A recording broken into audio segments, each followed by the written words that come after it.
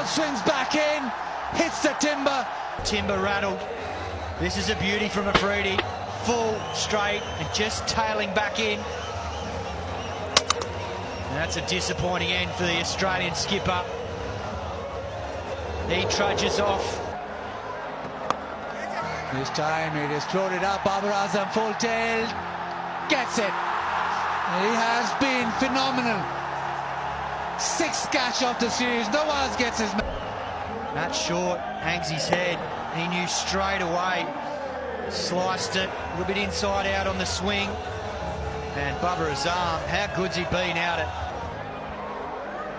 Bowlers! The ramp shot doesn't work. And change. He paid the price. Once again, he got out like this the other night. Very difficult to trust the